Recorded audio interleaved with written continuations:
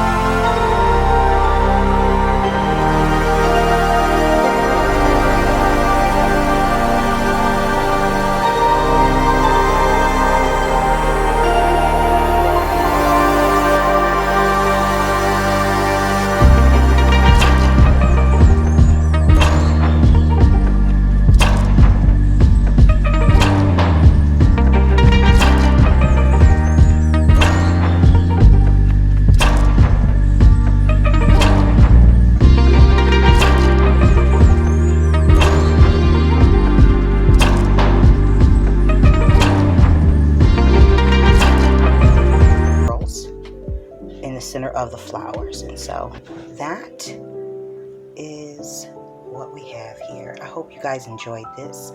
Hope you're playing along. Remember, there's a playlist link down in the description box in case you guys want to join me, and if you want to start from the beginning. So until we're back here together on YouTube and Patreon, stay encouraged, stay blessed, stay creative and crafty. Bye for now. If you enjoyed this video, go ahead and give it a thumbs up. Hit subscribe to join the crafty community, and be sure to click the bell for notifications of new uploads. Thank you so much for watching. Now stay tuned for more from Livie's Lovelies, your inspirational craft channel. Bye for now.